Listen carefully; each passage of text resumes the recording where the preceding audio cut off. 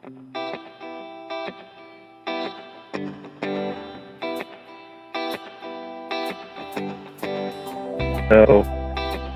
what Brody's doing in the industry is really interesting. So I guess I'll just let him talk about that. With his hometown roots here in Utah.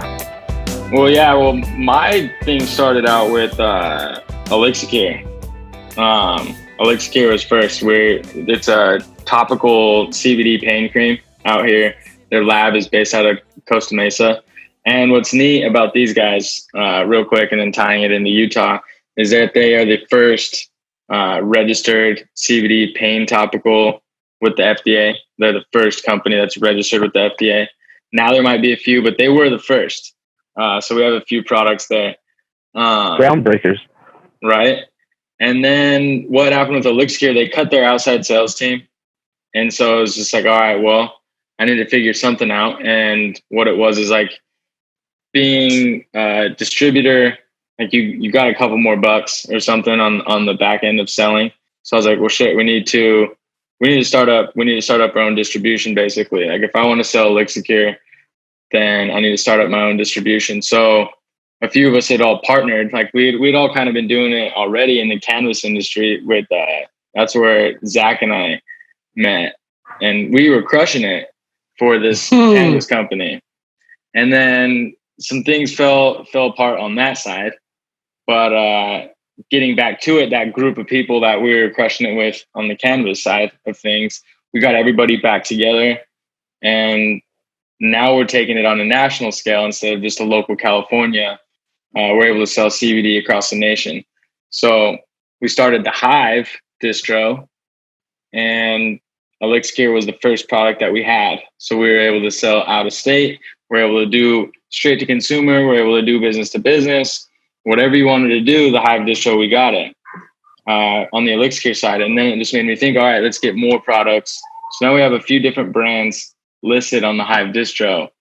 And what I was thinking was taking it into Utah. So I'm able to sell Elixir into Utah and get the patients proper pain relief, one that's registered with the FDA.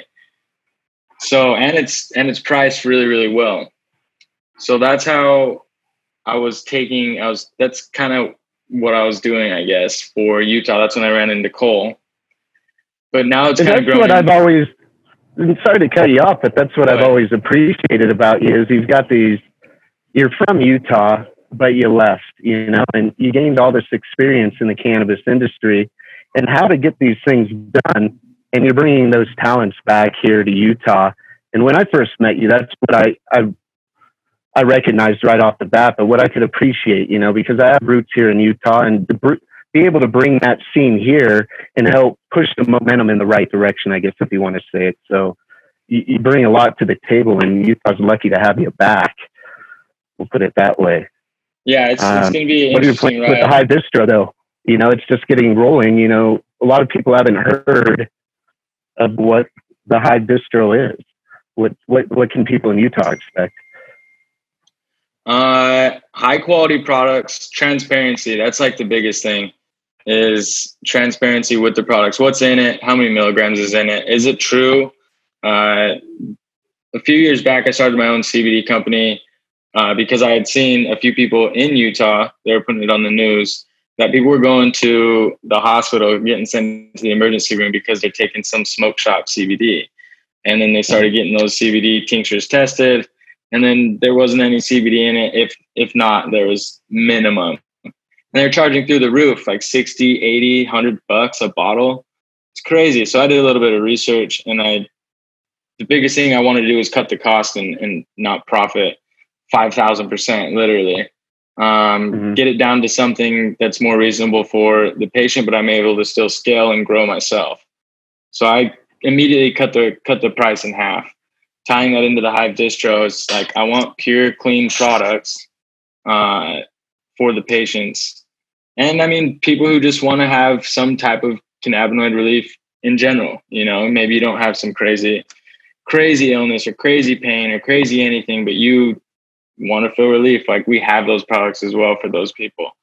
Clean and affordable. Like, you don't need to mark it up 1,000%. 5%, you know? And although CBD has been around in Utah for a long time, I think you hit on some key topics that people have had access to these products, but one, they didn't know where they were coming from. Two, they didn't know how to dose. And three, they were through the roof in price.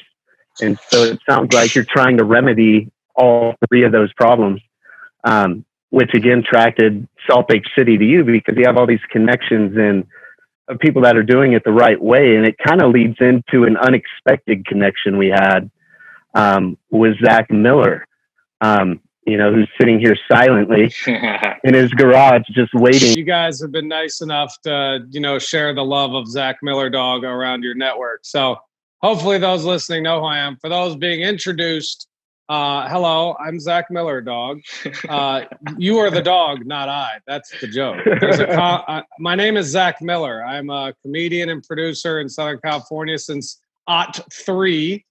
I have been in the cannabis game banging since 2016. I connected with this crew of animals, like Brody said last year, to do some comedy marketing and promotion in the what would you call it? The newly licensed shops in Southern California, bouncing around to shops, doing boing boings, let them know about the products we were carrying.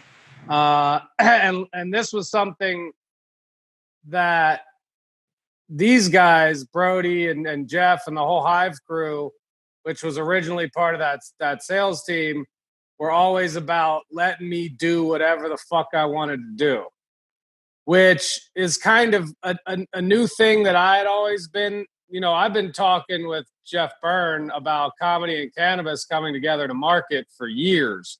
And I've been talking about it with other cannabis partners for years. I mean, the first time I saw labeled like a branded cannabis product, I was like, bing, duh, that's where this is going. Because, shops used to just have jars of flour and then maybe like some homie edibles and shit and some hash. And, California was pretty, maybe I just didn't realize. I guess the branded products have been around for a while, but I didn't realize in my world, it was just hash and flour and the occasional vape. So I didn't really realize there were these branded edibles. And now there's, obviously that meant branded everything from flour to pre-rolls. So when you brand something, one of the main ways you promote it is via comedy. So, and the way you find the voice of that brand, you develop the character of the brand. I mean, like 80% of commercials on television right now involve some type of fucking comedy writing.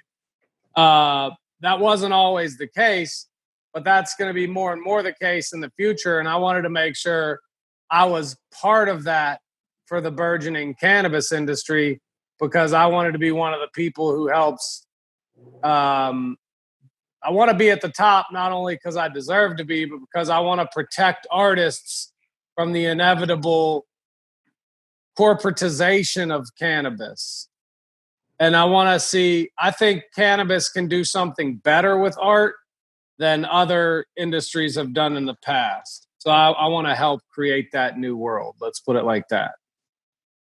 Right. And there is a huge correlation between cannabis and comedy. And unfortunately, here in Utah, we don't get to experience it quite like you do down in your neck of the woods in LA and Orange County and Long Beach, right? Yeah. Just for our audience that doesn't know what's going on with comedy and cannabis in your area, what's happening? So I'm standing on the shoulders of giants, just like everybody else. So big shout out to Stoner Rob. Stoner Rob's an OG who was booking me and many other comics for cannabis-sponsored comedy shows, for like a decade, bro. And there were people that had little speakeasy weed shows back in the day. And while they were doing that, I was, booking comedy clubs and casinos and colleges and managing talent and hosting shows and doing and drinking a lot of fucking alcohol and just being a comedy business guy. I've always been one. I've never really had another job. So a comedian producer has been the game for me kind of forever. I've produced like 4,000 shows. I've hosted like 3,000. So my thing was to be able to take that concept and, Stoner Rob didn't invent comedy and cannabis. He just brought me to the game, but there's other people doing it, and there always has been. Obviously, Cheech and Chong did it fucking first and greatest, but I wanted to be able to really take the future industry players and bring them to the comedy space in a whole different way that alcohol didn't treat comedians good. Like, I know too many, like, they paid a lot of comedians bills, alcohol sales, but they also turned a lot of comedians into alcoholics, and it destroyed them. And I think we can do better than that. I think the saying is 70% of comedians smoke weed and the other 30% aren't funny. So, like, why don't we just go ahead and get this over with? Like, weed showrooms are the fucking future. Like, I have one ready to open in Palm Springs at the Vault. It's going to be a 72-seater with Cosmic Comedy. We're going to be putting on ticketed stand-up comedy events where you can get, non-alcoholic beverages and cannabis to enjoy during the show. That's my type of show. That's happening. So, there's been tons of great private events and some public. The shit show in LA at El Cid is, those guys are the top. I hope I can be as good as them with live cannabis shows. The shit show in LA, it's Abdullah Saeed and Josh Savage, and they have a production crew and some great sponsors, and they put on an amazing cannabis and comedy show. But you can't smoke in the showroom. You can only smoke outside. But I want to build showrooms like the Vault, where it's an actual licensed cannabis lounge turned into a comedy showroom, so that people and the acts can smoke pot while and do the show. That's the game plan. So that's my type of playground right there. And I want to have dozens of those showrooms, or at least work with people who do. You know what I mean? Right. I think we're already in 28 states, bro. So it's only a matter of time where that type of thing is being done all over the country and in much larger scale. Well, that's why, rec coming nationwide here eventually, excites me here in Utah, because I think if we could bring that type of scene here, it'll spread like wildfire throughout the rest of the country. Because if we're doing it in Utah, why not anywhere else, right? Well, look at craft beer, right? So, like, if you're into craft beer and you live in Pennsylvania, you definitely know all your local craft beers, right? You want to support your local companies, and you want to be down with the best companies, right? The companies who sell outside of state. The companies who have demand across the country and across the world because they're that good. Iron City beer, right? Iron City beer is local because it sucks. But I'm talking about good microbrews like Stone and Tired Hands and fucking that whole culture that isn't corporate owned. You dig what I'm saying? Uh-huh. And they know each other coast to coast. When beer snobs go to new cities, they go to all the local breweries, right? And you can't get it at, like, it's an exclusivity. That's one part of it. Now, obviously, and that's the part that I think we need to protect the most, is the independent, cool brands that can't be told what to do by corporate brands who are eventually going to buy God knows what percentage of the market. They're going to own most of the market. That's inevitable because people will sell out. But there are people that won't sell out, and I definitely want to know those people. And then also, I've played with corporations before, I guess. You just have to do it the right way. But the key is to make sure, and everybody's a corporation. The big corporations that are going to eventually buy the game, the Philip Morrises and the Monsantos and all them. Right. And their subsidiaries. because they're obviously, when it legalizes, they're going to buy as much as they can of this whole industry. Right. So the people who don't let them and still choose to use the United States Constitution to operate businesses that are self-sustaining and profitable, I want to make sure I'm fucking with those folks. And I think we all know who those folks will be. We all know who those folks won't be. You know what I'm saying? We know the people that are in it for the love and the people that are just in it for the money. But like comedy, I'm interested in people who are in it for the love. If the money comes, even better. But like, you do it for the love. And I want to be with people in cannabis who do it for the love.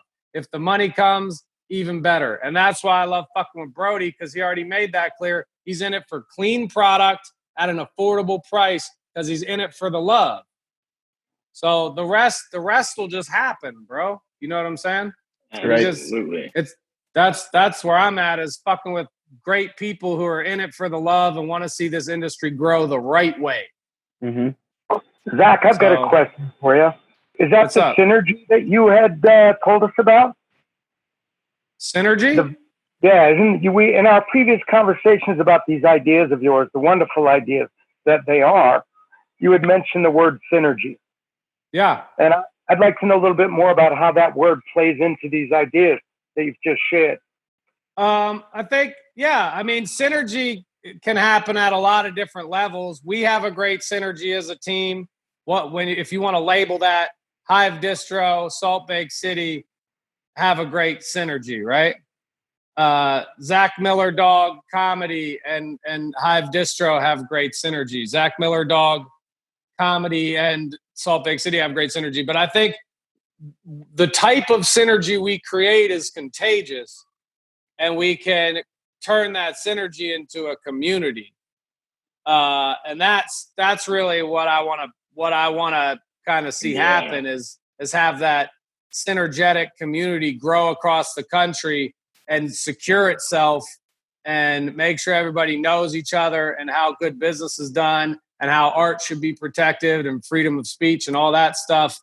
And how the potential for comedy and free speech and marketing in a way that's palatable to investors.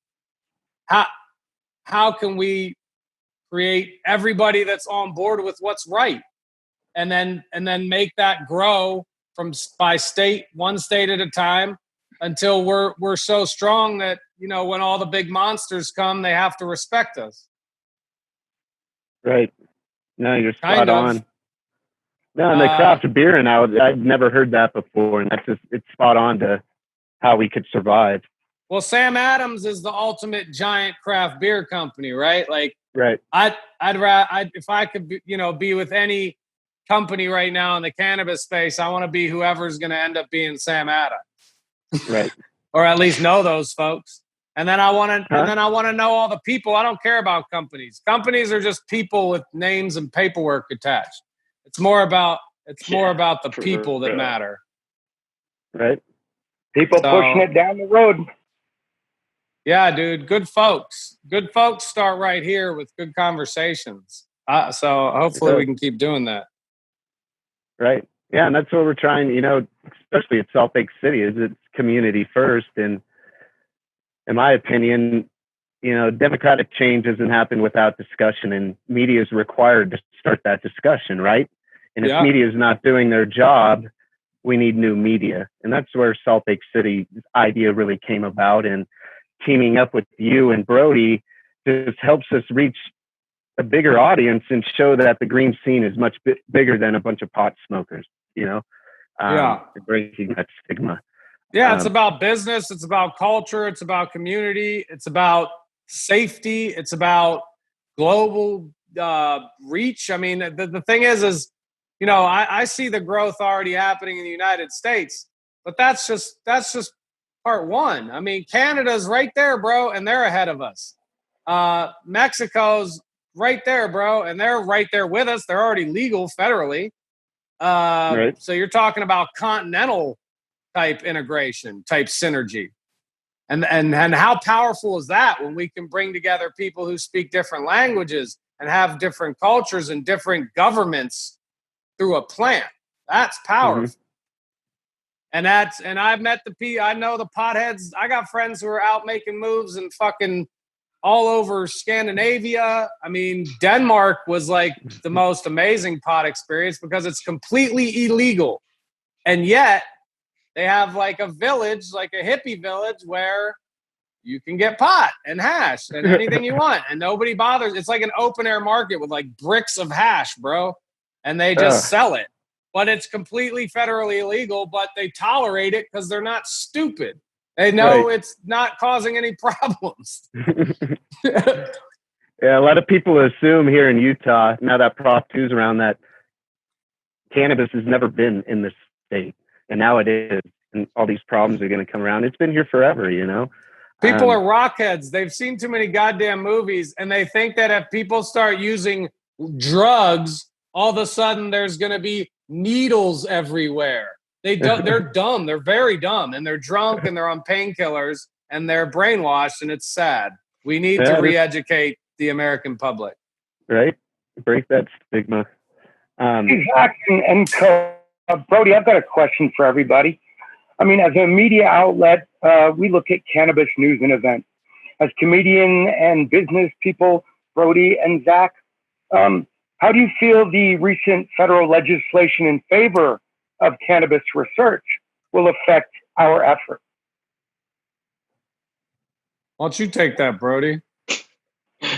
Bro, you're putting me on the spot. I haven't read anything into any of that, but I mean, bro, just listening to the question, I literally have not even seen the article or what's going on right now. But I mean, if they're allowing research, then it's marching in the proper direction. The best thing to do would be like rescheduling and getting it off of Schedule 1, because it's nothing like its little mates that it's chilling with at the top right there. Let's just put it that way. So anything pro and going to allow this to pass and get rescheduled, and if they need more research on better cannabis because federal government doesn't know how to grow, there's articles on that one. So if they can get research on better cannabis and actually link up with farmers and real scientists, I guess, I don't know, herbiculturists. Experts. There we go. The weed nerds, right? Yeah, when I hear the word research, I think weed nerds. And without the weed nerds, would we have live rosin? Would we have shatter? Would we have a lot of things that, I didn't smoke when I was in high school, which seems like a long time ago, but 2002 was not that long ago. And I didn't have any of that stuff. This cartridge right here, forget about it. If I were able to show this to 18-year-old Cole, he would have shit his pants. Dude, when I was in high school, I lived in Pittsburgh. Good. We used to get Mexican fucking brickweed. That was basically like stems and seeds with like, you buy an eighth, you might get a gram of flour. Maybe. Right. It would be so pressed so hard. You'd be like pulling it off like a book that had gotten wet, you know? That's hilarious. Oh man, thank God for modern times. Can you imagine still being stuck with that shit? Ugh. Craft flour. Forget about it. And so, when you bring up research, Abraham, that's the first thing I think of is the weed nerds. And once it's declassified, Schedule 1 around the country, they're going to be able to share their knowledge, right? State to state. And I think we'll have another, it excites me in the next 5 to 10 years how I'm going to be consuming. Because right now, I don't know. I learn stuff every day with the role at Salt Lake City. And one thing I can appreciate is I get to dive right in it and find out stuff that I probably wouldn't find out otherwise. Are you doing a weed nerd segment yet? Because you probably should be. We should, weed nerd of the week or whatever. Yeah, we're working on. We've got the dictionary of dank that we're trying to work out. Where there's a lot of people that read our articles that don't know what squishing a nug is, don't know what live rosin is, even. So we're also going to explore cannabis and politics. Yeah, we're working on that department. Yep. Mm-hmm. Yeah, Salt Baked Politics just was born last week. But I really like what you're saying about the nerds. Because it's like, you ever seen Drunk History? Yeah. Like, I think that's like probably the most brilliant show ever. And like people try and do like high science and stuff, but it's never as funny as Drunk History. But like the weed nerd thing, it's something about the experts that has a real is something important. And I think you nailed some there. Is that there's really got to be focus on these people who are really creating the products that we all get to enjoy and market.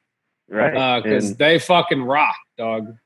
Yeah, they're the magic behind the curtain, if you want to look at it that way. But it's it almost reminds me of my high school friends that were really good at science, that would bust out the butane and their vials, and they would make you that old hash back in the day. And now they actually have jobs in the industry now, and it's cool that they're not just that token stoner. They've moved on and taken it to higher places. Oh yeah, that's great. Maybe you can let me fucking interview weed nerds. Maybe that would be fun. Let them interview them about their story and add some comedy and find out how nerdy they really are. Well, a lot of them people who are watching this to weigh in on that. Would they like to see that? Zach Miller, Weed Nerds, hosted by Zach Miller. I would do it. Produced by Salt Lake City. Inspired comic would like to know. Should we switch over this Boo Jum interview with Zach instead, Abraham? Honestly, you know what? I think there's real brilliance there. Because whenever you carve something out with a sense of humor, in my experience interviewing many of these wonderful comics, I mean, it's always about that truth. When you laugh or you cry, it's usually a moment of truth. In my humble opinion. Right? So what we're doing, I think, like Brody said, is really all pushing it in the right direction. Comedy is 1,000% about truth. At least good comedy. And obviously that goes to the same for journalism.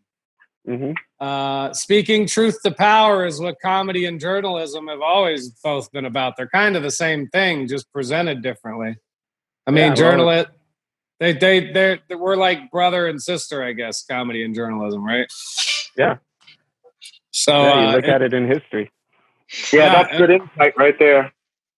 So the fact that we're here at this point in history with this big brother, little brother, or little whatever, when you look at comedy journalism, California, Utah, Salt Bay, all that stuff coming together is pretty unique. So I think people should definitely pay attention to what this four horsemen right here keep doing.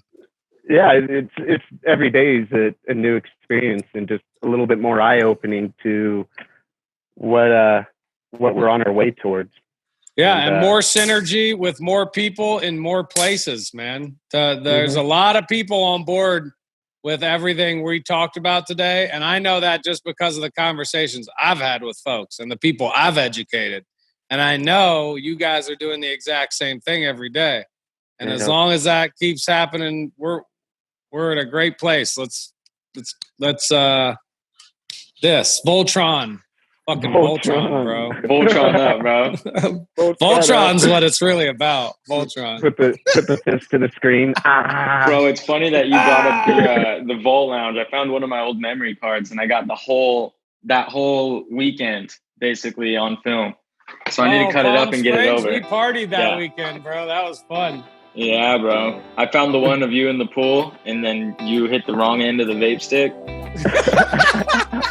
Because I hadn't had edibles in a while. God, I ate like a big chunk of some Fruity Pebble edible. People?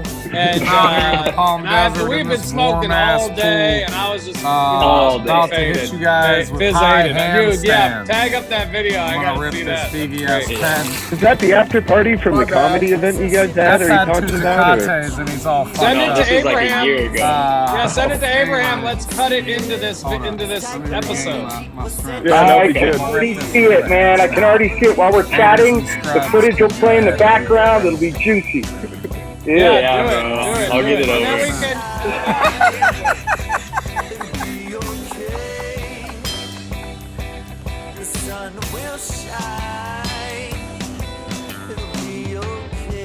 Bye, hairs and scrubs. I'm gonna go do a handstand in this fucking piss lake.